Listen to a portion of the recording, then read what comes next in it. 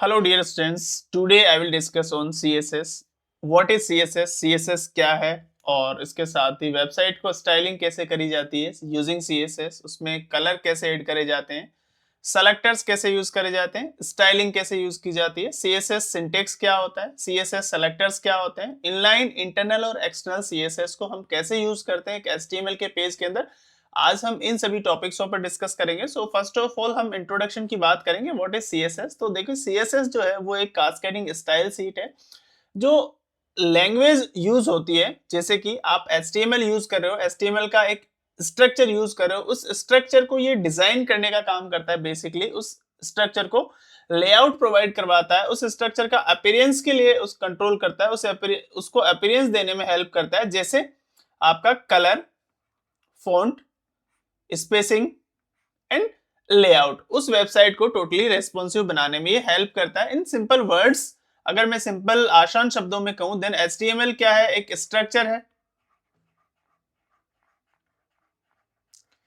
HTML एक structure है और CSS जो है वो एक स्टाइलिंग है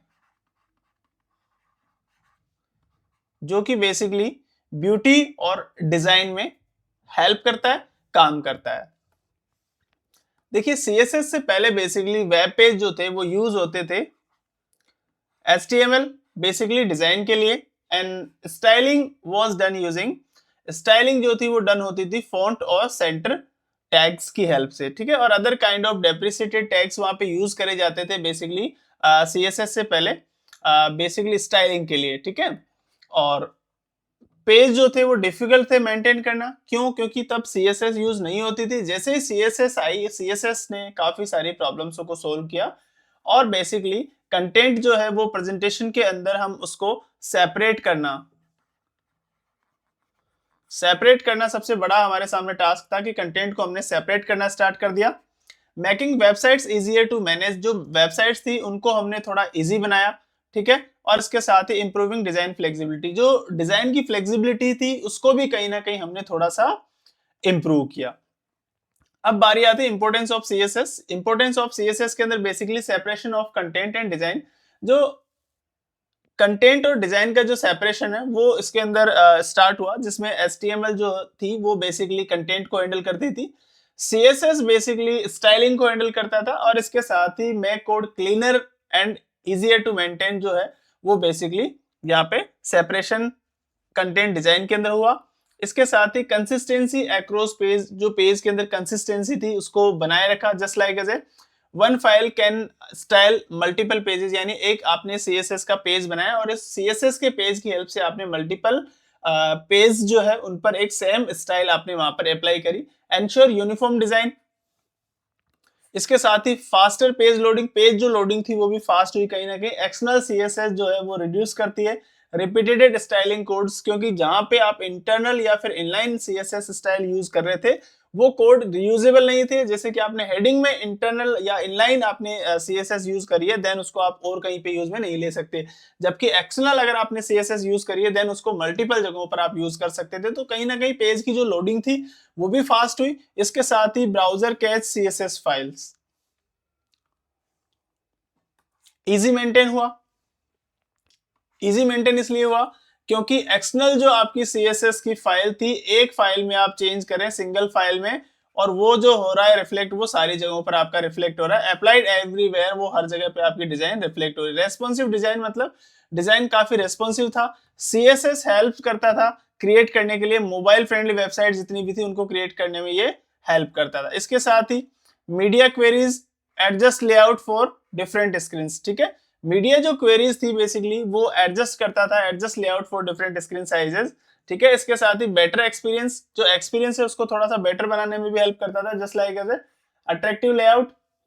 इसके साथ ही प्रॉपर स्पेसिंग एंड टाइपोग्राफी, और लास्ट है इंप्रूव रीडेबिलिटी, ठीक है। ये तीन चीज थी जो कि इन्होंने बहुत अच्छे से इंप्रूव की। इसके साथ ही CSS सिंटेक्स में बेसिक जो स्ट्रक्चर ऑफ CSS था, इसके अंदर आपने यूज करना था सेलेक्टर, और सेलेक्टर के साथ ही सेलेक्टर के अंदर जो बेसिकली ये टैग्स होते थे पैरेंथेसिस, ठीक है, इनके अंदर आप प्रॉपर्टी और प्रॉपर्टी के अलावा वैल्यू यूज करते थे। इसको एज ए एग्जांपल हम समझे तो यहाँ पे P जो है पैराग्राफ जो टैग है ठीक है। पी जो ये टैग है ये एक तरीके का आपका यहाँ पर प्रॉपर्टी है, ठीक है। और इसके अंदर जो कलर लिखा है ये आपका यहाँ पर, सॉरी मैंने यहाँ पे थोड़ा सा गड़बड़ हुई है, मैं आपको वापस से रिपीट कर देता हूँ। पी जो यहाँ पे लिखा है ये बेसिकली आपका सेलेक्टर है। सेलेक्टर मीन किस पर्टिकुलर टैग पर या किस पर्टिकुलर एलिमेंट पर आप डिजाइन अप्लाई करना चाहते हैं, और इसके अंदर आप जो प्रॉपर्टी है जैसे like as a colour, colour property के अंदर आप उसको कलर कौन सा देना चाह रहे हैं वो ये डिफाइन करता है। इसके अलावा फॉन्ट जो साइज था वो फॉन्ट साइज यहाँ पे डिफाइन करता है। 18 पिक्सल जो है इसका वो फॉन्ट साइज यहाँ पे दिया हुआ है, मतलब 18 पिक्सल इसकी फॉन्ट साइज रहने वाली है। जिस भी पैराग्राफ पर हम ये यूज करें basically by default font size होता है, बट अगर हमने यहाँ पे डिफाइन करा है मतलब उस पैराग्राफ की फॉन्ट साइज जो है वो 18 पिक्सल्स वहां पे रहने वाली है। आफ्टर देन बेसिकली इसका एक्सप्लेनेशन है। इसके अंदर देखो सेलेक्टर जो होता है, सेलेक्टर आपका बेसिकली एलिमेंट को सेलेक्ट करता है। आपने कौन सा एलिमेंट यहाँ पे सेलेक्ट करा है, देन आपका आता है प्रॉपर्टी। प्रॉपर्टी बेसिकली स्टाइल का एक एट्रीब्यूट होता है, just like as style attribute के अंदर यहाँ पे कलर का एक टैग दिया हुआ है जो कि कलर को सेलेक्ट करने का काम करता है। उसके बाद में आता है अपना वैल्यू। देखिए वैल्यू जो है वो बेसिकली वैल्यू असाइन कर जाती है। जैसे आपने एट्रीब्यूट सेलेक्ट करा कलर, तो कलर की आप वैल्यू लेंगे, जस्ट लाइक एज मैंने यहाँ पे ब्लू अगर सेलेक्ट करा है, इट्स मीन ब्लू कलर वो प्रोवाइड करवाने वाला है। इसके बाद में आता है डिक्लेरेशन। डिक्लेरेशन के अंदर दो चीज आती है आपकी, एक तो पहला आता है प्रॉपर्टी, ठीक है। सेकंड चीज इसके अंदर आता है वैल्यू। अगर यहां पे मैं बात कर रहा हूं कि दोनों चीज आपकी होनी चाहिए, then it's mean property plus value. Property plus value दोनों अगर आ रही है देन इसका मतलब है वो बात कर रहा है डिक्लेरेशन। किसकी बात कर रहा है, वो बात कर रहा है डिक्लेरेशन की, जिसके अंदर बेसिकली प्रॉपर्टी प्लस वैल्यू दोनों चीज आ जाती है। और डिक्लेरेशन ब्लॉक के अंदर बेसिकली एवरीथिंग इनसाइड डिक्लेरेशन, यानी एवरीथिंग इनसाइड कर्ली ब्रैकेट्स या एवरीथिंग इनसाइड पैरेंथेसिस, ये चार चीज यहाँ पे आती है बेसिकली, जिसमें आपका सेलेक्टर आ जाता है, प्रॉपर्टी आ जाती है, वैल्यू आ जाती है, वैल्यू के अलावा डिक्लेरेशन आ जाता है, डिक्लेरेशन के अलावा declaration block. Multiple declaration examples के अंदर देखो यहाँ पे जस्ट लाइक एज H1 जो ब्लॉक है, बेसिकली H1 जो एट्रीब्यूट मैंने यहाँ पे यूज करा है, H1 जो सेलेक्टर मैंने यहाँ पे यूज करा है वो एक हेडिंग है। हेडिंग के अंदर मैंने क्या क्या प्रॉपर्टीज यूज करी, कलर मैंने यूज करा, यहाँ पे मैंने टेक्स्ट का अलाइनमेंट यूज करा और फॉन्ट साइज यूज करी, तीन बेसिकली यहाँ पे प्रॉपर्टीज यूज करी है। कलर के अंदर मैंने रेड कलर डिफाइन करा है। टेक्स्ट अलाइन में मैंने यहाँ पे सेंटर रखा है, मतलब सारा जो मेरा टेक्स्ट जितना भी मैं वहां पे टाइप करूंगा वो सारा सेंटर होके आएगा। फॉन्ट साइज में मैंने यहाँ पे 30 पॉइंट्स रखा है, 30 पिक्सल्स मैंने यहाँ पे रखा है। 30 पॉइंट्स के अंदर मेरा फॉन्ट साइज यहाँ पे रहने वाला है। आफ्टर देन बेसिकली सीएसएस के रूल्स की मैं बात करूं तो each declaration end with semicolon, हर एक जो डिक्लेरेशन है वो एक तो सेमीकोलन के साथ एंड होगा, ठीक है। Property and value are separated by colon, just like as H1 मैंने यहाँ पे बनाया, H1 के बाद में आपका कर्ली ब्रैकेट्स, देन मैं यहाँ पे लिखता हूं कलर, ठीक है। तो जो प्रॉपर्टी और वैल्यू है, ये जैसे कलर यहाँ पे प्रॉपर्टी है एंड देन ब्लू ये यहाँ पे वैल्यू है, तो ये जो चीज है ये बेसिकली मिड के अंदर कॉलन से रिप्रेजेंट करी जाएगी एंड जो है इसका वो सेमी कॉलन से डिफाइन करा जाएगा, ठीक है। ये आपको ध्यान रखना है। इसके अलावा सीएसएस कोई कैश सेंसिटिव लैंग्वेज नहीं है, बट आपको एक अच्छी प्रैक्टिस के लिए हमेशा लोअर केस ही इसमें यूज करना है। कमेंट जो है वो बेसिकली हमेशा इस तरीके से लिखे जाएंगे इसके अंदर। आफ्टर देन आगे चलते हैं, सिलेक्टर्सों की बात करते हैं। सिलेक्टर्स किस किस तरीके से हम यहाँ पे यूज कर सकते हैं। सिलेक्टर्स बेसिकली यूज करे जाते हैं जब भी हमें कोई पर्टिकुलर टारगेट जो HTML एलिमेंट है उसको सेलेक्ट करना है, then we will use selectors. And element जो सेलेक्टर है, ठीक है, एलिमेंट सेलेक्टर के अंदर select all elements of a type, जितने भी टाइप का एक एलिमेंट है बेसिकली उसको अगर हमें सेलेक्ट करना है देन एलिमेंट सेलेक्टर हम वहां पे यूज करेंगे। पैराग्राफ जो टैग है बेसिकली वो यहाँ पे यूज करेंगे, और पैराग्राफ के अंदर हमने पैराग्राफ जो प्रॉपर्टी है बेसिकली यहाँ पे है ना उसको हमने यूज करा है। एंड इसके अंदर प्रॉपर्टी जो है, प्रॉपर्टी में कलर एंड उसकी वैल्यू के अंदर हमने ग्रीन यूज करा। टारगेट ऑल पी एलिमेंट्स, मतलब जितने भी पी पैराग्राफ एलिमेंट्स है उन सारे पी को ये टारगेट करने वाला है यहाँ पे, ठीक है। तो ये पी क्या है यहाँ पे, अभी हाल ही में मैंने आपको बताया था कि बेसिकली एलिमेंट है, मतलब सेलेक्टर है जिसको हम यूज करते हैं बेसिकली जितने भी सारे एट्रीब्यूट्स हैं उनको सेलेक्ट करने के लिए। आफ्टर देन हम यूज करेंगे ID selector. ID selector basically select करता है एन एलिमेंट स्पेसिफिक आईडी के साथ एक सेलेक्ट करता है। हम किसी भी एलिमेंट को एक स्पेसिफिक आईडी दे देते हैं और उस आईडी की हेल्प से हम उस पर फॉर्मेटिंग अप्लाई करते हैं। जैसे अगर मुझे आईडी सेलेक्टर यूज करना है, देन मैं उससे पहले क्या यूज करूंगा, हैज हेडर के नाम से मैंने यहाँ पे एक आईडी सेलेक्टर बनाया है। एंड देन बैकग्राउंड के अंदर बैकग्राउंड कलर में मैंने उसका येलो रखा है। देन HTML के अंदर मैं बेसिकली डिव सेक्शन के अंदर जाता हूँ और आईडी के अंदर जैसे मैंने यहाँ पे H1 बनाया हुआ था, H1 में अगर मैं इसको अप्लाई करता हूँ तो आईडी इक्वल्स टू हेडर, और जब भी मैं इसको लिखूंगा तो डबल कोट्स के अंदर मैं लिखूंगा और लास्ट में ये एंगुलर ब्रैकेट बंद करूंगा और आफ्टर देन जो भी मेरा टैग है, जैसे H1 है तो H1 को लास्ट में क्लोज करूंगा और इसके मिड में जितना मुझे टेक्स्ट लिखना है वो सारा यहाँ पे मेंशन करूंगा। ठीक है, और आईडी हमेशा आपको ये ध्यान रखना है कि आईडी आप जब भी बनाएंगे तो मस्ट आईडी जो है वो यूनिक होनी चाहिए, कभी भी सिमिलर आईडी नहीं होनी चाहिए, किसी कीवर्ड या किसी टैग से मिलती जुलती वो नहीं होनी चाहिए, और हैज के साथ आप उसको लिखेंगे। ठीक है, जब एक्सेस करना होगा तो उसको नॉर्मली लिखेंगे और आईडी बनानी है देन हैज के साथ आप उसको लिखेंगे। उसके बाद आता है क्लास सेलेक्टर। क्लास सेलेक्टर हमेशा डॉट से लिखा जाता है, dot just like as a dot ABC, मतलब आप यहाँ पे डॉट अगर आपने लगाया है देन इसका मतलब है ये क्या है, आपका क्लास सेलेक्टर है। क्लास सेलेक्टर हमेशा डॉट के साथ लिखा जाता है। तो select element with specific class, ठीक है, स्पेसिफिक क्लास के साथ ये सिलेक्ट होते हैं।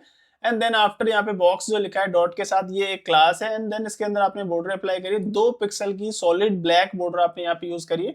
और HTML में जब हम यूज करेंगे इसको तो क्लास कीवर्ड के साथ हेल्प करेंगे और क्लास कीवर्ड के साथ बॉक्स कीवर्ड लिखेंगे जिस नाम से आपने क्लास बनाई है, तो वो वहां पे यूज हो पाएगी।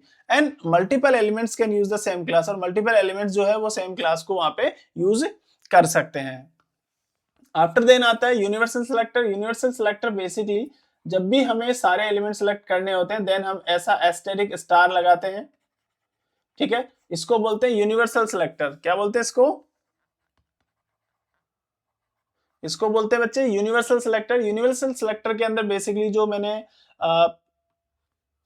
प्रॉपर्टी और वैल्यू लिखी है, प्रॉपर्टी में मार्जिन और वैल्यू के अंदर 0 रखा है, वैसे ही सेल पैडिंग के अंदर बेसिकली हमने जो प्रॉपर्टी है पैडिंग रखी है और उसकी पैडिंग की जो वैल्यू है वो 0 रखी है। ठीक है, तो आगे चलते हैं। उसके बाद में यूनिवर्सल के बाद में ग्रुप सेलेक्टर। ग्रुप सेलेक्टर के अंदर बेसिकली एक ही बार में आप मल्टीपल एलिमेंट्स लिख सकते हैं। जैसे आपका H1 हो गया, H2 हो गया और उसके बाद में आपका H3 हो गया। हेडिंग्स आपको पता है H6 तक होती है, इसके अलावा आप पैराग्राफ भी लिख सकते हैं। और उसके बाद में ओपनिंग कर्ली ब्रैकेट्स, और कर्ली ब्रैकेट्स के अंदर आप प्रॉपर्टी मेंशन करेंगे जस्ट लाइक जैसे मैं कलर यूज कर रहा हूं यहाँ पर, तो कलर मैं यूज करूंगा, कलर प्रॉपर्टी के साथ में कॉलन यूज करूंगा। एंड कॉलन के बाद में मैंने यहाँ पे सपोज दैट कलर मैंने दिया यहाँ पे ब्लू, ब्लू कलर के जस्ट बाद में सेमीकोलन यूज करना है बच्चे। कलर प्रॉपर्टी आपने यूज करी, कलर के जस्ट बाद में आपने कॉलन यूज करना है और कॉलन के बाद में आपने ब्लू यूज करना है, मतलब आपकी वैल्यू यूज करनी है। वैल्यू के बाद में आपने लास्ट में बच्चे सेमीकोलन यूज करना है और सेमीकोलन के बाद में आपका जो कर्ली ब्रैकेट है, कर्ली ब्रैकेट यहाँ पे बंद कर देना है। After then descendant selector basically select करता है एलिमेंट्स इनसाइड अनदर एलिमेंट्स। ठीक है, एलिमेंट्स के अंदर भी किसी दूसरे एलिमेंट्स को सिलेक्ट करने का काम करता है। Just like as div tag के अंदर अगर आपने पी टैग यूज करा है देन आप कलर उसका रेड यहाँ पे कर सकते हैं। एट्रीब्यूट सिलेक्टर में बेसिकली इनपुट आपने यहाँ पे लिया है एट्रीब्यूट, एंड टाइप, टाइप के अंदर आपने टेक्स्ट रखा है, तो एट्रीब्यूट सिलेक्टर आप इस तरीके से कर सकते हैं। और उसका आपने बॉर्डर दिया है 1 पिक्सल सॉलिड ब्लू, मतलब सॉलिड ब्लू आपने यहाँ पे बॉर्डर बनाई है 1 पिक्सल, जो कि ये बेसिकली CSS के अंदर अप्लाई होगी। उसके बाद बारी आती है अपनी CSS के टाइप्स की। CSS कितने टाइप की होती है बच्चे, तो आपको मल्टीपल टाइम्स में क्लासरूम में भी बता चुका हूं कि इन लाइन जो होता है, इन लाइन बेसिकली एक लाइन के अंदर, ठीक है, एक लाइन के अंदर सेलेक्ट होता है। उसके बाद बारी आती है अपनी इंटरनल। इंटरनल बेसिकली आपका हेड सेक्शन जो होता है, हेड सेक्शन जो होता है, हेड सेक्शन के अंदर इंटरनल CSS हम अप्लाई करते हैं। और बच्चे एक्सटर्नल जो CSS होता है आपका, एक्सटर्नल CSS के अंदर एक CSS का आप अलग से पेज बनाते हो नोटपैड पे और .css से उसको सेव करते हो। और सेव करने के बाद जो पेज होता है आपका, उस पेज को आप लिंक करते हैं अपने HTML के पेज के साथ। बेसिकली इसके फायदे ये होते हैं एक्सटर्नल CSS के कि इसको आप मल्टीपर्पज होता है, ये मल्टीपल जगहों पर आप इसको यूज कर सकते हो, जबकि अपना इंटरनल और इनलाइन जो CSS होता है वो मल्टीपर्पज यूजेज नहीं है। तो इनलाइन CSS अपन यहाँ पे देखते हैं basically apply directly inside the HTML element. जो भी आपका इनसाइड HTML एलिमेंट है उस पर आप इसको अप्लाई कर सकते हैं डायरेक्टली। ठीक है, एक लाइन के अंदर आप इसको यूजिंग स्टाइल टैग H1 जैसे कलर आपको लिखना है तो कलर आप ब्लू यहाँ पे करके उसी तरीके से सेमीकोलन और आपका एंगुलर ब्रैकेट बंद कर सकते हैं। जैसे यहाँ पे मैंने पैराग्राफ टैग के अंदर लिखा है स्टाइल, स्टाइल के अंदर मैंने assignment operator and after then मैंने यहाँ पे कलर लिखा, कलर के अंदर आपने लिखा रेड। ठीक है, तो सेम प्रोसीजर रहेगा, कलर उसके बाद में कॉलन, कॉलन के बाद में रेड, जो कि मैंने अभी प्रीवियस PPT पर आपको बताया। एंड देन हेलो वर्ल्ड आपको यहाँ पे लिखना है, जो वर्ड आपने लिखना है वो लिखना है, एंड देन लास्ट में एंगुलर ब्रैकेट आपको क्लोज कर देना है। एडवांटेज इसका ये है, एक तो क्विक टेस्टिंग, जब भी आपको फास्टली टेस्टिंग करना होता है कि हाँ ये टैग चल रहा है कि नहीं चल रहा है, तो उसके लिए आप इसको यूज में कर सकते हैं। इसके अलावा स्मॉल छोटे मोटे कोई चेंजेस करने हैं तो वहाँ उसके लिए आप इसको अच्छे से यूज कर सकते हैं, यूटिलाइज कर सकते हैं। देन इसके डिसएडवांटेज के अंदर एक तो दोबारा यूजेबल नहीं है, किसी पर्टिकुलर लाइन में आपने इसको यूज करा है, इसका मतलब वो दोबारा कहीं और यूज नहीं हो सकता। क्यों? क्योंकि वो टैग आपने ऑलरेडी वहां पे यूज कर लिया है, उसको कहीं और यूज नहीं कर सकते। अगर कहीं और आपको अप्लाई करनी है फॉर्मेटिंग, देन आपको वहां पे नया टैग लिखना पड़ेगा। मैक एचटीएमएल मेसी, एचटीएमएल को थोड़ा सा मेसी बनाता है। क्यों? क्योंकि वहां पे थोड़ा सा मल्टीपल टैग्स जो है वो यूज होने लग जाते हैं, जिसकी वजह से थोड़ा सा मेसी होता है टैग। ठीक है, इसके अलावा हार्ड टू मेंटेन करना हार्ड होता है, क्योंकि एक ही लाइन के अंदर आपको सारे टैग्स वहां पे लिखने होते हैं, सारे फॉर्मेटिक्स अप्लाई करनी होती है, तो थोड़ा सा वो डिफिकल्ट टास्क होता है ना। उसके बाद में बारी आती है अपनी internal CSS. Internal CSS basically लिखी जाती है आपके हेड सेक्शन के अंदर। ठीक है, ये आपको हमेशा ध्यान रखना बच्चे, हेड सेक्शन के अंदर आप लिखोगे और डिफाइन करोगे इसको इनसाइड स्टाइल टैग के अंदर। ठीक है, जब भी आप लिखोगे देन इस तरीके से स्टाइल, ठीक है, और इसी तरीके से सेम टैग होता है, बस फर्क इतना सा होता है, इसमें आप यहाँ पर ये वाला टैग भी यूज करेंगे, ये वाली लाइन यूज करेंगे, स्लेस आप यहाँ पे यूज करेंगे एंड स्टाइल। ठीक है, एंगुलर ब्रैकेट के साथ साथ आपको स्लेस भी यहाँ पे यूज करना है, और इसके अंदर आपको यूज करना है जो कि अभी बताया आपको, जैसे आपने यूज करना है H1 पर यूज करना है तो H1, इसके बाद में स्क्वायर ब्रैकेट, कर्ली ब्रैकेट, और कर्ली ब्रैकेट के अंदर आपने जस्ट लाइक कलर यूज करना है, देन कलर आप लिखेंगे प्रॉपर्टी, एंड देन उसकी वैल्यू आप यहाँ पे लिखेंगे ब्लू, और लास्ट में सेमीकोलन आप यूज करेंगे। ठीक है, तो ये एक्चुअल में जो फॉर्मेटिंग होती है, जो इसका टाइप होता है, जो स्ट्रक्चर होता है, जिस तरीके से लिखते हैं वो होता है। तो यहाँ पे एक एग्जांपल है मेरे पास, हेड सेक्शन के अंदर स्टाइल टैग और पैराग्राफ यहाँ पे यूज करा है, इसके अंदर प्रॉपर्टी में कलर और उसकी वैल्यू में ब्लू लिखा है, और ये स्टाइल टैग इसने यहाँ पे क्लोज करा, और ये हेड सेक्शन आपका क्लोजिंग है, जो कि मैंने आपको बताया कि ये हमेशा हेड सेक्शन में आपको बनाना है। ये लो, मैं यहाँ पे भी हेड सेक्शन बना देता हूँ, ये स्टाइल के बाद में मैंने यहाँ पे हेड सेक्शन क्लोज करा, ये लीजिए। ठीक है, तो ये हेड सेक्शन के लिए अंदर आपको बनाना है। एडवांटेज में देखिए, good for single page styling, centralize within page, page के अंदर सेंट्रलाइज है। डिसएडवांटेज में देखो, not reusable across multiple pages. ठीक है, रीयूजेबल नहीं है मल्टीपल पेजेस के ऊपर, सिर्फ सिंगल पेजेस पर ही आप इसको यूज कर सकते हो, किसी अनदर पेज पर आप इसको दोबारा यूज नहीं कर सकते हो। ठीक है, और लास्ट में अपना आता है external CSS. External CSS basically define करता है एक सेपरेट फाइल, जो कि .css से आपको बनानी होती है नोटपैड पे, एंड देन उसको आप यूज करते हैं style.css के नाम से, कोई जस्ट लाइक मैंने फाइल बनाई है।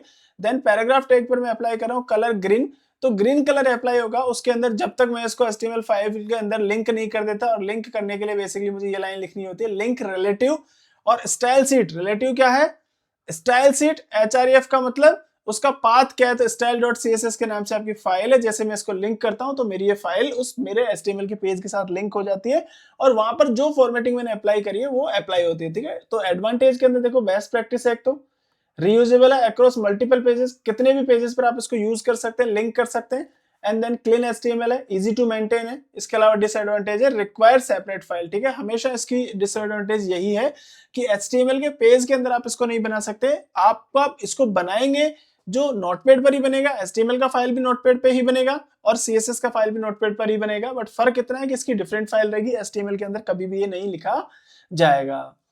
ठीक है, और CSS बेसिकली कुछ प्रॉपर्टीज फॉलो करती है, जैसे ऑर्डर प्रॉपर्टीज होती है इसकी, तो CSS जो है इनलाइन को हाईएस्ट प्रायोरिटी देती है, आफ्टर देन आपका इनलाइन आता है, इनलाइन के बाद में एक्सटर्नल, और एक्सटर्नल के बाद में जो ब्राउजर की डिफॉल्ट लोएस्ट प्रायोरिटी होती है उसको ये फॉलो करता है। तो ये आपकी ऑर्डर प्रायोरिटी होती है, सबसे ज्यादा हाई प्रायोरिटी आपकी इनलाइन CSS की होती है, इनलाइन के बाद इंटरनल, इंटरनल के बाद में एक्सटर्नल CSS की। ठीक है, अगर इनलाइन और इंटरनल आपने यूज करिए, देन सबसे हाईएस्ट जो उसकी प्रायोरिटी रहेगी वो इनलाइन की होगी। After then multiple rules apply कर सकते हैं आप। ठीक है, जो कि मोस्ट स्पेसिफिक सेलेक्टर यूज करते हैं, जैसे आईडी, क्लास और एलिमेंट।